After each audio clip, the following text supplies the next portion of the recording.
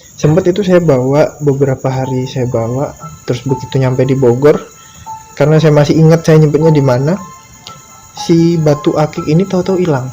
Pas dicari nggak ada. Nggak lama si Pak D ini teleponan, kok barangnya dibalikin. Itu tuh cuma 10 menit ke tempat situ. Nah, kok saya ngerasa lama, kok ini kok nggak sampai gitu kan. Tahu-tahu ada yang nepok dari belakang. Ditepuk? Iya, ada yang nepok. Ternyata Pak polisi. Nepok saya. Nah, ditepuk, Mas, ngapain di sini di pinggir tol? Ada satu kejadian itu tadi yang saya nggak bisa ngebedain mana yang manusia dan mana yang bukan. Maksudnya gitu. Jadi benar-benar batas antara dunianya mereka dan dunia saya itu udah hilang. Teman saya ngomong, lu nyapa siapa sih dari tadi? Perasaan lu ngomong sendiri dari tadi. Gue di sini temen lu, gue cuma berdua di sini sama lu jangan aneh-aneh gitu.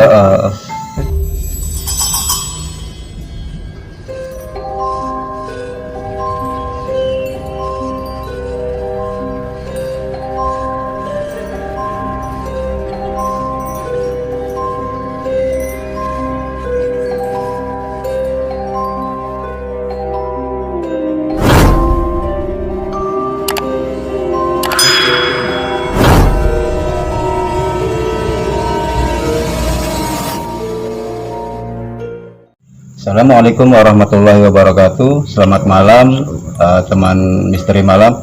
Episode kali ini Misteri Malam mendatangi mendatangi narasumber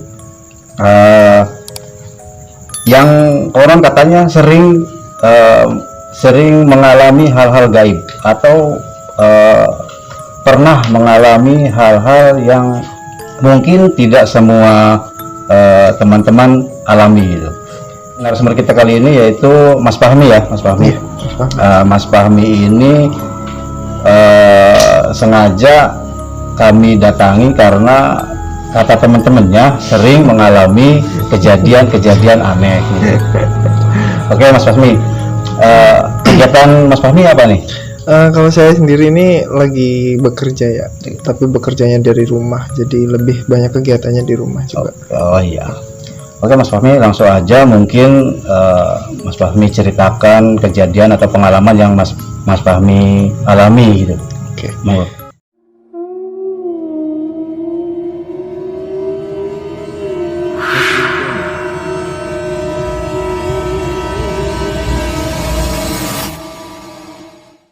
Kalau yang pengalaman itu sebenarnya lumayan banyak ya. Cuma ini dari tempat yang emang lebih sering kita kunjungi, maksudnya saya sama istri kunjungi. Iya. Itu kejadiannya itu ada di puncak Bogor.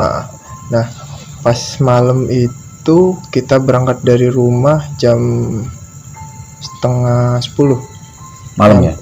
Malam. Nyampe di atas sekitar jam setengah 12-an. Terus kita cuma sekedar makan aja tuh di sana sampai nongkrong bentar. Nah, balik dari sana itu mulai tuh kejadian aneh. Pulang dari puncak mau pulang ke rumah gitu. Nah, baru berapa meter dari tempat kita nongkrong sebelumnya itu udah mulai tuh ada hawa-hawa yang udah nggak sewajarnya, nggak biasa ada di tempat nongkrong kan. Nah, begitu jalan baru berapa ratus meter, nah udah mulai kecium aroma-aroma yang emang nggak selayaknya aja ada di tempat itu. Oh iya. Nah, dari situ saya masih diem, masih ya semoga itu cuma saya yang cium gitu kan. Nah, ternyata makin lama makin aroma itu makin kuat. Nah, terus saya nanya ke istri, "Dek, ada aroma yang yang rada aneh nggak?" "Iya Mas, ada, aromanya wangi banget gitu, sampai dikirain ada orang habis mandi parfum gitu." Nah, jalan sampai beberapa kilo ke depan itu masih kecium tuh aromanya. Dikirain cuma biasalah penunggu sekitar gitu kan. Nah, dikirain kayak gitu. Nah, maju lagi beberapa ratus meter mulai tuh nampakin bentukannya itu. Bentuk aslinya. Jadi ada sesosok wanita, dia mukanya nggak kelihatan jelas kayak gitu, rambutnya lumayan panjang, dia berdiri di pinggiran jalan, itu ada di deket kebun apa itu kayak nggak tahu, cuma itu tempatnya gelap tapi itu tahu kalau itu kebun kayak gitu Bang. Ini Mas Fahmi ini jalan kaki apa Naik motor. oh naik motor? Jadi selama perjalanan itu mulai dari situ tadi penampakan pertama udah mulai kelihatan tuh. Nah dikiranya udahlah itu udah ngeliatin mukanya berarti udah hilang nih gitu kan. Nah sampai di daerah Cisarua itu udah lumayan jauh, ada kali kalau 6 kiloan lah. Nah dari situ mulai kecium lagi tuh aroma yang sama gitu. Aroma yang sama dengan tingkat yang lebih tajam lagi gitu kan. Nah begitu di situ udah kecium lagi lah, kok kecium lagi, ini ada apa lagi gitu kan. Dikiranya cuma nyampe di atas doang, ternyata sampai bawah diikutin. Gitu. Sampai di Cisarua itu diikutin, terus maju lagi, dikirain udah nyampe situ aja kan. Begitu masuk ke Gadok, ke pintu tol Gadok, itu kan ada pertigaan pintu tol Gadok sama ke arah Tajur Bogor kan. Nah dari situ mulai lagi tuh aroma yang sama, sampai akhirnya aroma itu udah nggak ada lagi dan benar-benar hilang itu begitu nyampe di kota Bogor. Itu udah nyampe kota, udah deket ke rumah. Nah itu mulai udah Nah selama perjalanan itu pertama kan kelihatan sosoknya, terus hanya wewangian aja apa? Itu pas di Cisarua, itu pas awal masuk di daerah Cisarua itu cuma wewangian. Tapi aja. begitu ada sampai di pertigaan yang ngarah ke mana itu namanya Taman Safari, itu maju dikit ada rumah sakit. Nah di situ ada penampakan lagi. Penampakannya Dengan bentuk yang sama dan sosok yang sama. Itu sampai dalam perjalanan panjang itu ya, lama gitu ya. Wewangian itu selalu ada gitu. Selalu ada. Mas Fahmi ini punya indera keenam apa gimana? Sampai bisa ngikutin kayak gitu? Bukan, saya nggak nyebut saya punya indera keenam atau apa ya, cuma untuk hal yang semacam itu emang dari lama saya udah ada gitu. Udah sering mengalami hal-hal semacam itu. Cuma kalau dari orang-orang yang lebih tahu katanya itu turunan dari kakek buyut. Gitu. Jadi mungkin Mas Fahmi ini kakeknya itu punya kelebihan ya, terus nurun ke Mas Fahmi tanpa disengaja atau tanpa belajar gitu ya, tanpa belajar gitu ya. Oke. Ada lagi setelah kejadian itu? Kalau setelah kejadian itu sebenarnya emang setiap harinya sering mengalami, cuma enggak sebegitu ekstrimnya sampai akhirnya kita memutuskan untuk pindah ke rumah yang baru yang sekarang saya tempatin ini. Kayak gitu. Nah untuk kejadian di rumah ini lebih sering menimpanya ke orang-orang yang bisa dibilang bukan penghuni situ ya. Jadi sekedar tamu dan orang baru di lingkungan situ. Berarti Mas Fahmi nggak ngalamin atau gimana? Saya dulu pas awal-awal tinggal di tempat yang baru ini, itu sempat ngalamin. Karena saya taunya juga karena saya ngalamin sendiri gitu. Posisi kita masih berdua karena si adik sepupu ini masih WFH di Kerawang ya. Terus nggak lama itu saya pindah ke sana, itu dia mulai ikut gabung ke sana juga, tapi lebih seringnya masuk ke kantor dan masuk malam. Jadi intensitas dia di rumah itu paling cuma siang hari. Itu pun pasti tidur kayak gitu. Begitu awal-awal di minggu pertama tinggal di rumah itu masih belum begitu intens ya komunikasi sama mereka itu. Mulai di minggu-minggu kedua ketiga itu baru mulai kerasa tuh ada gangguan di kamar mandi. Itu kejadian pertama itu saya sendiri yang ngalamin di tengah malam jam 1:30 kalau nggak salah. 1:30 pagi ya, udah pagi. Udah mulai pagi. 1:30 malam itu saya pikir istri lagi di kamar mandi. Itu kan kok tumben tengah malam gitu kan. Oh ternyata pas dicek ke belakang nggak ada orang. Pintu kamar mandi masih kebuka dan lantai kamar mandi pun masih kering gitu. Jadi Mas Fahmi dengar orang mandi gitu. Ada suara orang di kamar mandi, pokoknya lagi aktivitas di kamar mandi gitu. Saya pikir istri lah paling gitu. Jadi saya masih nonton TV. Begitu dicek ke belakang ternyata nggak ada, istri ternyata tidur di kamar gitu. Nah itu kejadian pertama di rumah. Terus kejadian berikutnya itu malah dialamin sama dua teman saya. Iya. Jadi rumah saya itu kan bisa dibilang jadi base campnya anak-anak kantor kan. Jadi teman saya berdua ini kebetulan lagi duty kerja bareng di rumah. Terus kebetulan ada si Najib, adik sepupu saya itu. Iya. Sampai malam dan dikiranya itu saya udah tidur duluan gitu kan.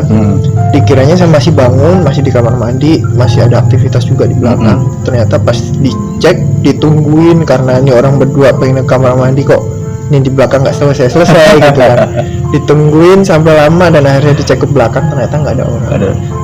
Berarti kejadiannya seringnya di kamar mandi ya?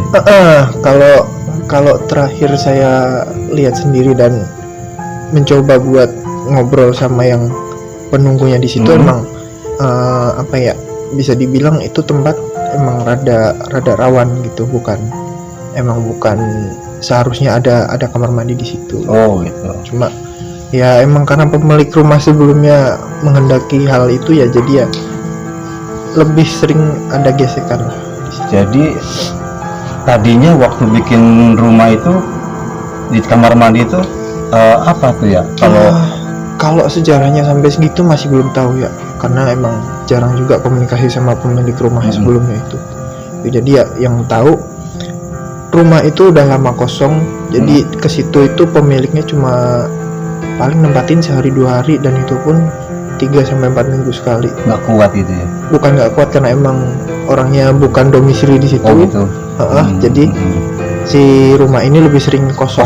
Iya. Jadi ya tahu sendiri lah, kalau rumah kosong biasanya bakal ada hal-hal yang nggak sewajarnya lah. Karena mungkin makhluk-makhluk kayak gitu nempatinya rumah-rumah yang kosong, ya nggak ada aktivitas manusia gitu ya. Yang bisa dibilang tempat-tempat lembab lah. Iya. Dipakai. Ada cerita lain nggak, Mas Fasi, yang mungkin penampakan atau? Kalau penampakan paling saya ya yang mengalami sendiri. Jadi pas malam itu tempat rumah saya itu kan emang tempatnya itu paling pojok di perumahan itu. Rumah saya itu udah nggak ada tetangga sama sekali gitu kan. Sebelah masih tanah kosong, depannya itu sungai, samping itu kebun, terus lurus ngarah Serong itu ya juga masih sawah-sawah juga gitu. Jadi masih emang benar-benar itu rumah satu-satunya di komplek itu. Dan yang masih berpenghuni pun cuma di rumah saya ini gitu. Masih berpenghuni, artinya yang lain tuh ada jeda 2 rumah dari tempat saya itu ada 2 rumah lagi, dan itu kata petugas di perumahan itu udah lumayan lama ada kali dari rumah perumahan itu dibangun sampai saya nempatin di situ itu nggak pernah ditempatin kayak gitu. Dan emang ya bisa dibilang 2 rumah yang kosong ini tuh emang jadi bisa dibilang sumber penyakit lah gitu. Jadi kayaknya makhluk-makhluk itu nongkrongnya di rumah ini. Di rumah 2 ini jadi tempat sarangnya itu. Jadi kayaknya kalau ke rumah Mas Fahmi mah main kali ya. Bisa dibilang kayak gitu. Bisa dibilang ya sekedar menyapa, punya tetangga baru mungkin gitu. Ya. Kenalan gitu. Yang kejadian penampakan itu yang saya alami sendiri itu pas posisi adik sepupu saya masuk malam, terus saya di depan sendiri karena istri saya udah tidur duluan. Itu jam 11:30 lebih, udah hampir tengah malam pokoknya itu. Itu saya di depan mainan HP, saya kira ada orang lewat, karena emang di depan itu kan kebun masih bisa dibilang masih sering ditanemin sama orang-orang sekitar gitu kan, dimanfaatin ya. Saya pikir itu ada orang di situ. Kok pas saya ambil senter saya lihat nggak ada orang kayak gitu. Nggak lama saya masukin senter, nah keluarlah itu sosok. Apa sosoknya itu? Kalau dibilang manusia juga bukan manusia karena emang bentuknya nggak mirip manusia, tapi dibilang itu hewan pun juga bukan hewan gitu. Jadi bentuknya itu udah nggak jelas gitu. Cuma yang saya perhatiin itu ada di bagian atas di badan si makhluk ini. Dia itu sebagian atas itu dia bentuknya itu hampir sama kayak manusia. Makanya saya bilang tadi, dibilang manusia juga bentuknya nggak seutuhnya manusia, dibilang hewan pun nggak seutuhnya hewan kayak gitu. Kalau ke atasnya itu lebih spesifiknya gimana? Lebih spesifiknya dia lebih kayak apa ya, lebih kayak monyet, bisa dibilang kayak monyet, tapi pun nggak seutuhnya monyet gitu. Jadi bentuknya udah nggak bener-bener nggak karuan gitu.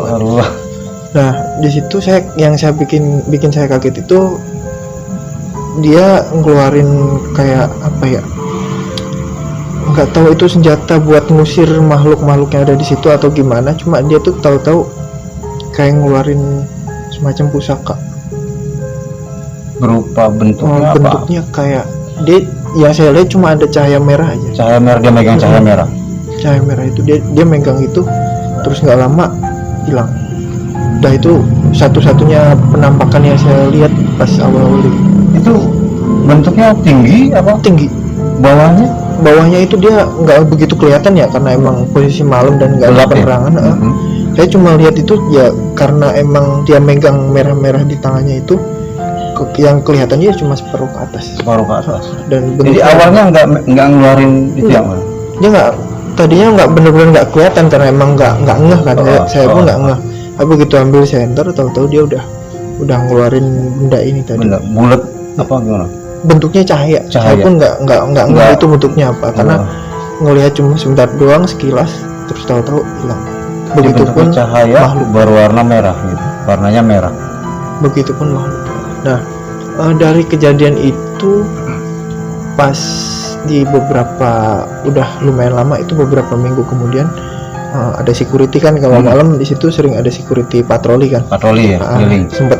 Sempat ngobrol juga sama security ini, namanya sama, karena dia emang warga sekitar, warga situ juga, dan dia pun ngerti ada apa sih sebenarnya yang ada di situ kayak gitu. Nah, dia pernah cerita karena dia juga pernah ngalamin juga itu pas pembangunan rumah itu tuh dia pernah lihat juga penampakan yang sama, tapi beda bentuk. Yang dia lihat itu manusia dengan mata merah. Tapi nggak ngeluarin cahaya yang sama dengan yang saya lihat itu tadi. Tapi pas posisi si yang security ini posisinya sama posisinya di tempat yang sama yang Mas Fahmi lihat ya? Yang saya lihat. Jadi rumah saya itu bentuknya ngadep ke barat ada pintu, ngadep ke selatan pun ada pintu. Nah itu pintu yang ngadep ke barat, yang ngadep ke kebun warga itu tadi. Barangkali Mas Fahmi punya cerita lain selain di rumah atau di apa? Kalau cerita selain di rumah itu lebih ke apa ya, lebih kayak pengalaman pribadi sih. Jadi kayak yang ditanyain di awal tadi, lebih apa ya, soal kemampuan kayak gitu. Saya nggak pernah merasa punya kemampuan seperti itu, cuma karena emang ya bisa dibilang ini anugerah atau apa ya. Di beberapa bulan terakhir ini ada satu kejadian yang menurut saya ini ada hubungannya dengan apa yang saya alamin itu tadi, dan menurut saya ini yang paling menakutkan karena ini menyangkut takdir hidup orang kayak gitu. Nah, yang paling menurut saya mengerikan ya itu pas kakek saya meninggal. Jadi 40 hari sebelum kakek saya meninggal itu kebetulan saya sama istri lagi pulang ke Jawa. Itu kejadiannya baru di bulan apa sih, di akhir tahun kemarin meninggal. Itu tuh 40 hari sebelum meninggal saya sama istri ngejenguk si kakek ini karena kebetulan saya di sana, jadi keluarga ngajakin ayo ke tempat kakek kayak gitu, sekalian sowan karena udah lama nggak pernah pulang kayak gitu kan. Akhirnya kita sowan ke sana, kita cerita, terus ada juga si om yang ngomong mbah itu minta dibeliin ini kayak gitu. Terus ada cerita juga kalau si kakek ini sukmanya udah nggak ada di tempat gitu, sukmanya itu udah pergi kemana-mana kayak gitu. Kalau dari cerita adiknya bapak ini, si bule, si tante ini tuh katanya itu si kakek ini pernah ngerasukin tetangganya di depan. Dia minta dikumpulin anak-anaknya, minta dibikinin acara buat ya sekedar, kalau orang sana nyebutnya yasinan, kalau orang sini mungkin tahlilan atau semacamnya lah.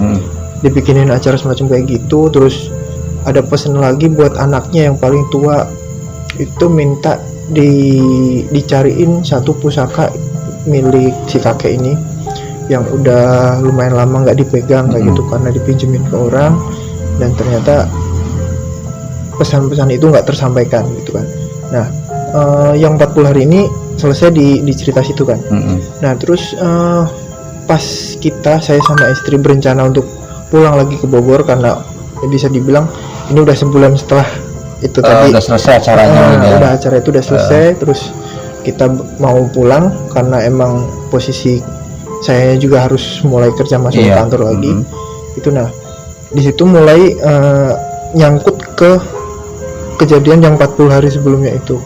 Jadi pas di 40 hari sebelumnya itu, yang pas acara terakhir, saya itu melihat semacam kayak apa ya, kayak penglihatan yang nggak tahu ini asalnya dari mana kayak itu, karena menurut saya ini udah di luar batas kemampuan saya sendiri kayak gitu, karena emang nggak pernah saya pelajarin, belajar pun nggak pernah, terus diajarin orang pun nggak pernah kayak gitu kan.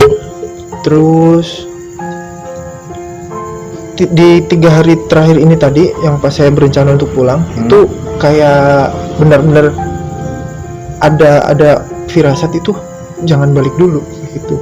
Oh, jangan balik dulu, ini bakal ada sesuatu kayak gitu, pokoknya jangan balik dulu kayak gitu. Ada bisikan dari hati saya sendiri, ngerasa gitu, ada bisikan jangan gitu. balik dulu, jangan balik dulu, pokoknya sampai 3 hari itu kayak gitu terus. Dan sampai jatuh di hari Minggu itu, ketika ngambil mobil dari bengkel, itu sama bapak saya sendiri, itu dari bengkel itu udah kepisah tuh jalan, bapak udah langsung pulang, saya pergi dulu keluar buat cari jajanan gitu kan. Nah, begitu saya nyampe di rumah, ibu sama bapak itu udah mulai panik. Nah, dari situ saya pas di perjalanan pulang itu udah mulai nggak enak juga tuh, udah mulai kerasa diteleponin udah berkali-kali, jadi otomatis saya udah nggak tenang juga. Akhirnya saya balik langsung pulang. Begitu nyampe di rumah baru dikabarin, Mbak Kakung, kakek itu udah nggak ada, ayo siap-siap tempatnya kakek. Nah, dari situ baru tuh ngeh kejadian 40 hari sama 3 hari terakhir yang saya alamin sendiri itu, baru ngeh kejadian di situ. Jadi yang ngerasa ada yang ngasih tahu tuh mungkin itu mungkin dari situ. Kayak gitu. Saya pun karena emang menurut saya itu kemampuan baru, jadi saya nggak ngeh dan nggak merasakan lah. Bodo amat kayak gitu. Kadang masih kayak gitu kan. Hanya perasaan yang bikin waktu itu ya. Udah bodo amat lah kayak gitu. Nah, sampai akhirnya itu tadi dikabarin kakek meninggal, terus akhirnya kita bareng-bareng ke sana lagi ke tempatnya kakek. Nah, di situ ketemu sama Pak D, anak tertua dari kakek saya ini.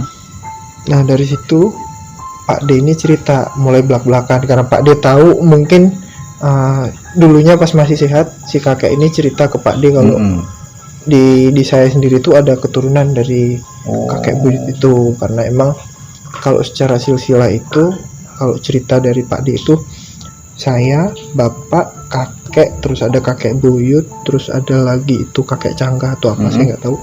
Itu tuh bisa dibilang kayak keturunan lurus gitu. Jadi kemampuannya pun bakal turunnya juga lurus juga kayak gitu. Jadi untuk saat ini mungkin turunnya ke Mas Fahmi. Mungkin bisa jadi kayak gitu. Nah, dari situ diceritain sama Pak D, kakek itu kemarin habis habis diambil pusakanya gitu, terus minta diambilin barang apa gitu. Nah, pagi-pagi itu akhirnya si Pak D ini dapat barangnya, dan akhirnya kakek pun udah nggak ada di waktu itu juga kayak gitu. Nah, sempet saya dikasih kayak pusaka kecil gitu, bentuknya kalau saya nyebutnya batu akik biasa sih, cuma mungkin kata orang-orang yang berilmu itu semacam pusaka yang emang kalau kata ini mah ada isinya kan. Udah ada isinya itu. Nah, sempet itu saya bawa beberapa hari, saya bawa, terus begitu nyampe di Bogor, karena saya masih ingat saya nyebutnya di mana, si batu akik ini tahu-tahu hilang. Hilang sengaja apa nggak tahu saya hilangnya itu kapan, karena saya masih ingat banget itu benda batu akik ini saya simpen di dompet saya. Karena emang itu pemberian dari Pak D, katanya dari kakek kan. Saya simpen di dompet, dan selama perjalanan pun saya nggak mengeluarkan dompet dari tas saya, dan itu pun disimpan juga di tas juga. pas dicari nggak ada. Nggak lama si Pak D ini teleponan, kok barangnya dibalikin. Nah itu yang rada di luar nalar kan. Iya. Ini kok dibalikin kenapa? Duh, Pak D, saya aja nyari kok. Saya kirain hilang, kirain jatuh di jalan. Balik saya juga nggak ngerti itu tahu balik kayak gitu kan. Nah si Pak D ini udah cerita belak-belakan, udah kesana kemari emang. Itu tuh pusakanya Mbak Kakung. Itu kalau nggak dijaga baik-baik bisa mencelakai orang. Seenggaknya disimpanlah yang benar di tempat yang benar kayak gitu. Ntar suatu saat kalau emang kamunya balik, coba main ke Pak D, terus biar ini bisa ngerti cara nyimpennya kayak gimana.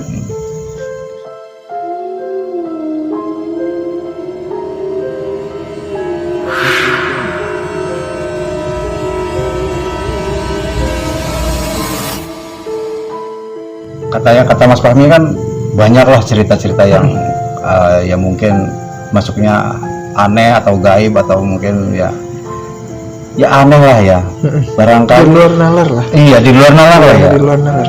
Mungkin ada nggak yang kayaknya yang Mas Fahmi lihat penampakan atau apa yang bentuknya spesifik gitu? Kalau yang bentuknya spesifik mah enggak, tapi kejadian ini menurut saya yang paling aneh, Paling di hidup saya sendiri. Nah, gitu. coba ceritakan Mas. Karena gini, ceritanya itu di kontrakan lama. Pas itu kebetulan saya masuk siang, jadi baliknya itu masih kisaran maghrib, masuk kerjanya. Masih kerja, ya. Nah balik kerja itu istri nitip, Mas minta tolong beliin buah sama telur di supermarket. Gitu. Oke, yang harusnya supermarket sampai rumah itu cuma bisa ditempuh 10 menit lah, gitu kan. Dari situ saya tuh mulai aneh pas keluar dari supermarket. Saya lewat jalannya tuh emang rada aneh dari jalan yang biasa saya lewatin, karena menurut saya itu jalan yang paling cepat ke rumah kayak gitu. Jadi motong jalan lah ya. Motong jalan. Saya pikir itu tuh cuma 10 menit ke tempat situ. Nah, kok saya ngerasa lama, kok nggak sampai gitu kan. Nah, nggak lama berselang saya masih dengan perasaan yang sama. Itu tuh tahu-tahu ada yang nepok dari belakang. Ditepuk? Iya, ada yang nepok. Ternyata Pak polisi. Nepok saya. Nah, ditepuk, Mas, ngapain di sini di pinggir tol? Loh, di pinggir tol Pak? Di pinggir tol mana sih Pak? Ini saya mau jalan pulang ke rumah nih. Ini jalanan kecil loh, nggak ada tol gitu.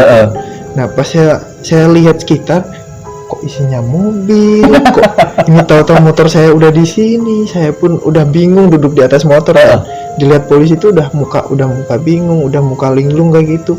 Itu pokoknya udah ayo saya antar pulang kayak gitu. Ngapain di sini? Ini motor, nggak bisa masuk tol. Ngapain masuk tol kayak gitu. Itu posisi kalau saya ingat-ingat ya. Posisi saya udah motor itu udah di standar 2 di pinggir tol, di exit tol Jalan Baru Tanah Baru di Bogor. Itu tuh emang kalau saya cross check sendiri dari cerita orang-orang situ, emang jalur situ emang serem. Kadang ada orang-orang yang sering disasarin gitu, dibikin nyasar sama Mas Fahmi tadinya nggak tahu itu jalan itu. Saya nggak tahu, saya pikir itu masih di tempat yang sama, masih di jalan yang sama biasa saya lewatin itu. Dan saya mikirnya ya cuma kok lama nggak nyampe kayak gitu kan. Nah begitu ditepok polisi tadi kan saya sadar tuh. Baru sadar. Akhirnya diantar polisi itu nyampe di depan gang rumah saya. Pas begitu masuk ke rumah, saya udah kaget. Saya ngomong sama istri, Dek jam berapa gitu. Ini udah jam 8:30 Mas. Loh, 8:30 Mas kan tadi pulang jam 6:30 udah 2 jam lebih. Pantes Mas ngerasa lama ya. Ngapa sih? Enggak, tadi tahu Mas ditepok polisi di pinggir tol kayak gitu. Nah dari situ istri mulai kaget lah, bisa-bisaan ada aja gitu. Nah itu tuh udah nggak sehat tuh menurut saya, udah nggak benar-benar di luar nalar tuh. Nah jalan yang motong itu Mas Fahmi nggak tahu kalau itu rawan. Kalau rawannya Mas saya ngerti, cuma nggak tidak ekspektasi sampai segitu jauhnya gitu ya. Karena emang saya pikir ya udah aman lah, masih jam 6:30 masih sore.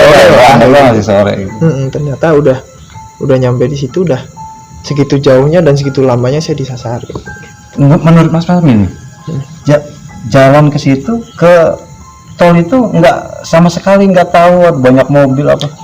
nggak ada sama sekali. Nggak ada sama mobil. sekali. Karena ya menurut saya karena emang rawan, mungkin dalam logika saya sendiri saya mikirnya oh ini rawan, emang bener ternyata jalannya sepi. Saya mikirnya cuma segitu doang, nggak ternyata nggak saya ekspektasi itu buat mikir sampai sejauh itu dipindahin ke tempat yang nggak gitu kan. Itu berapa jauh dari tempat dari jalan yang Mas Fahmi lewati sampai ke tol itu? Lumayan jauh, ada kali 10 kilo. 10 kilo. Iya. Artinya Mas Fahmi jalan 10 Jalan kilo itu pun nggak ngeh juga kayak Nggak gitu ngeh kan. Karena emang ya di pandangan mata saya naik motor dengan sadarnya saya lewat jalan situ, ada lubang pun saya hindarin kayak gitu kan. Tahu-tahu di belakang dia nepok kayak gitu. Itu yang Tapi paling pas keadaan itu Mas Fahmi berhenti ya? saya berhenti. Saya di situ udah berhenti dan motor pun udah standar dua. Kayak gitu. Tapi waktu sebentar. Ini aneh juga ya. Mas Fahmi itu perasaan lagi jalan. Saya merasa masih jalan, Masih tepuk, kadang berhenti. tapi motor nyala. Sungguh aneh, teman. Terus Pak polisi itu nggak cerita bahwa Nggak cerita sering apa-apa. kejadian apa nggak? Nggak cerita apa-apa, nggak ada kejadian. Kalau kejadian itu pun kata si polisi baru Baru Mas Fahmi aja. sekali ini tadi gitu. Tapi kalau menurut warga banyak memang yang Disasarin cuma nggak jelas. Kalau yang terakhir saya dengar ceritanya di daerah situ, itu ada warga yang disasarin ke sungai. waduh, Itu yang rada aneh kayak gitu kan. Cuma ya itu tadi, kalau nyampe disasarin segitu jauhnya pun saya nggak nyadar, ya di luar logika saya sendiri Iya. gitu. Ini posisi tadi Mas Fahmi berhenti itu di pinggir tol pisan ya? Beneran di pinggir tol, karena begitu saya sadar saya lihat di pinggir itu udah banyak mobil lalu lalang dan ada mobil polisi satu di depan saya. Nah, masuk ke tol ini ada jalan kecil nggak dari situ? Karena Apa itu dari- emang exit tol dan itu menujunya ke tempat padat penduduk. Itu pun sebenarnya wajar-wajar aja ketika ada motor nyampe di situ, tapi yang bikin nggak wajar itu posisi saya nggak sadar. Iya. Gitu, dan nggak sadarnya pun itu ditepok polisi baru. Baru Nah, sadar. kalau Ternyata itu saya ada di tol ini. tol gitu. Dan itu pun ya gimana ya, aneh lah menurut saya. Ya bukan menurut Mas Fahmi aja, menurut saya juga aneh. Itu sih. Nah, terus Mas Fahmi, barangkali ada lagi. Kalau cerita ini mungkin udah lama banget ceritanya, dan ini bisa dibilang kalau orang normal nyebutnya saya udah mulai gila. Mulai gila. Itu kejadian SMA, saya kelas 1. Kejadian kelas 1 SMA itu saya nggak bisa ngebedain mana yang manusia, mana yang bukan. Wah. Itu udah titik yang bener-bener saya nggak bisa ngebedain. Karena apa yang saya lihat itu beda sama orang di situ. Nih, awalnya Mas Fahmi bisa kayak gitu. Saya kan mulai bisa ngelihat hal-hal aneh gini itu baru di SMP. SMP kelas 1 naik ke kelas 2 itu baru mulai saya bisa ngelihat yang orang lain nggak bisa lihat gitu kan. Cuma begitu masuk SMA ada satu kejadian itu tadi yang saya nggak bisa ngebedain mana yang manusia dan mana yang bukan. Maksudnya Gitu. Jadi benar-benar batas antara dunianya mereka dan dunia saya itu udah hilang gitu. oh gitu. Jadi yang saya lihat kayak ada kakek-kakek pada jalan kayak gitu, ada ibu-ibu jalan, ada mbak-mbak jalan gitu. Yang saya lihat kayak manusia. Kayak Gitu. manusia. Tapi begitu saya nyapa, saya ditepok sama teman saya. Oh. Jangan ngomong sendiri di pinggir jalan kayak gitu. Sempet sampai kayak gitu. Dan Jadi saya bener-bener nggak bisa ngebedain kayak gitu. Iya. Mana yang manusia, mana yang bukan. Jadi Mas Fahmi ini ngelihat orang, bentuknya orang gitu ya? Bentuknya orang Bentuknya sempurna. orang. Tapi ternyata teman Mas Fahmi ini Nggak ada yang nggak lihat. ngelihat. Iya. Yang kejadian di sekolah itu banyak karena emang sekolah SMA saya ini kan bisa dibilang bekas kuburan. Dan kuburannya pun bukan kuburan sembarangan, kuburan Cina tua kayak gitu kan. Nah di situ itu yang paling banyak kejadian hal-hal semacam kayak gitu. Jadi ada orang lewat, terus saya sapa, terus ternyata teman saya ngomong, lu nyapa siapa sih dari tadi? Perasaan lu ngomong sendiri dari tadi. Gue di sini temen lu, gue cuma berdua di sini sama lu jangan aneh-aneh gitu. Nah di situ tuh udah saya sendiri udah mulai wah udah nggak beres, udah nggak bener. Tapi bentuknya yang Mas Fahmi lihat Sempurna. manusia nih. Sempurna, iya. sempurna ya. Sempurna. Dengan tangan 2, jarinya ada 10, matanya ada 2, punya hidung, punya mulut, punya telinga, punya kaki. Semuanya sempurna, nggak ada yang Sempurna kan cacat. persis manusia. Memang manusia kelihatannya ya. Kelihatannya pun manusia gitu, betul. Tapi teman Mas Fahmi nggak ngelihat. Sama sekali nggak ada yang lihat. Gitu. Jadi saya bilang ini kejadian tuh emang apa ya, bisa dibilang saya yang gila atau apa. Cuma ya itulah yang terjadi kayak gitu. Jadi yang saya lihat nih kayak gini nih, kita lagi duduk kayak gini. Kita padahal saya itu cuma duduk bertiga nih. Tapi yang saya lihat itu hampir di setiap tempat ini tuh ada semua. Tapi bentuknya manusia. Bentuknya manusia. Soalnya begini Mas Fahmi, saya pernah baca itu ya kayak Mas Fahmi gitu ya. Dia bisa ngelihat 2 dunia. Jadi dia bisa ngelihat yang istilahnya makhluk luar manusia gitu. Tapi bentuknya beda. Jadi Iya, ada yang nggak ada kepalanya, ada yang nggak ada kalau yang saya pelajarin dan saya tahu pun makhluk-makhluk seperti itu yang emang bukan manusia. Dia nggak mungkin dengan bentuk sempurna seperti manusia. Tapi yang Mas Fahmi lihat persis seperti manusia. Dan memang kelihatannya manusia. Dia kelihatan manusia. Nggak ada keanehan di mata saya ketika saya menyapa dia dan dia menyapa balik saya gitu. Oh, berarti interaksi. Dan di situ pun yang bikin orang lain aneh dan ngebilang saya gila tuh, saya ngobrol sama dia dengan asiknya. Saya ngobrol, bisa bercanda, bisa tepuk tangan kayak gini, bisa jongkrok-jongkrokan kayak gitu. Sampai segitunya yang saya bilang itu. Ya karena apa ya?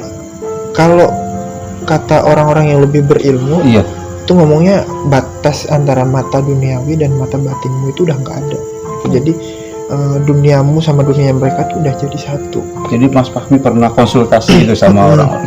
Lebih tepatnya ya cerita lah. Iya, cerita lah gitu ya. Karena menurut saya udah terlalu aneh, udah terlalu nggak jelas lah kehidupan itu kayak Terus gitu. kata yang ini orang yang Mas cerita yang maaf Mas Fahmi kan cerita ke orang, ke ya, orang yang lebih ini ya ngerti lah ya.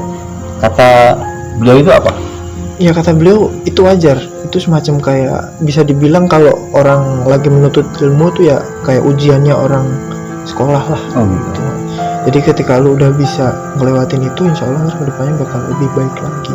Gitu. Ngomongnya sih seperti itu, cuma saya sendiri pun ya masih sampai sekarang pun masih mikir itu benar nggak sih, itu kayak gini sebenarnya syirik nggak sih kayak gitu. Lebih tepatnya ke situ sih, karena lebih ke hati sendiri. Iya. Gitu. Nah, kalau sekarang masih bisa kayak gitu? Kalau dibilang bisa ngeliat mah bisa-bisa aja ya. Bisa. Karena nggak mungkin hal semacam itu dihilangin. Iya. Kalau ngeliat mah bisa aja, cuma lebih bisa ngefilter aja sih. Oh gitu. Jadi kalau saya pengen lihat bisa ngelihat. Kalau enggak, ya udah tinggal ditutup aja. Oh gitu. Kalau waktu dulu nggak bisa. Bener-bener nggak bisa. Jadi nyampur gitu. Bener-bener apa ya, emang itu tadi yang dibilangin batasnya itu udah hilang. Udah hilang. Nggak ada batasnya. Kalau sekarang udah mungkin Mas Fahmi udah ini maksudnya bisa Mas Fahmi bisa buka, bisa nutup hasil belajar apa memang kayak lambat laun? Memang lambat laun, berjalan dengan sendirinya dan nggak ada yang belajarin. Saya pun dari awal dikasih tahu karena ini dari turunan pun saya nggak bisa apa-apa pun. Saya nggak pengen mempelajarinya lebih dalam karena khawatirnya ntar malah ketika saya bisa komunikasi, bisa minta tolong ini itu, yang ada malah ngerusak iman sendiri gitu kan. Jadi khawatirnya di situ. Makanya nggak mau belajar lebih dalam lagi kan di situ. Bisa seperti itu juga istimewa ya maksudnya, daripada mungkin orang lain belum tentu bisa ya. Gitu. Tapi jadi menurut beliau itu Mas Fahmi itu dari turunan gitu ya. Datang sendiri gitu ya. Datang dengan sendirinya kayak gitu.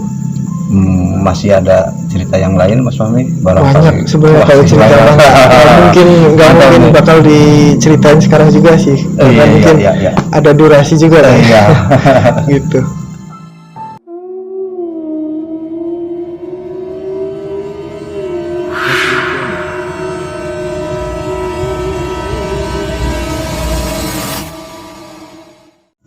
Nah teman malam, berhubung Mas Fahmi udah kelelahan kayaknya, cerita masih banyak nih sebenarnya, cerita masih banyak Mas ya.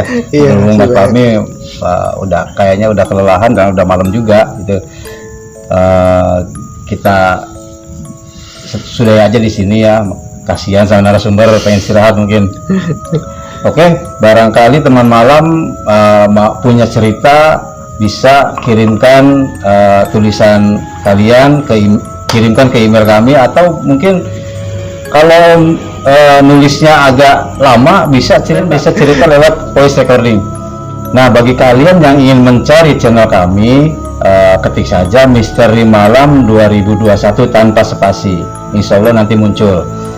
Jangan lupa share, like, and subscribe. Jangan keluar malam sendirian.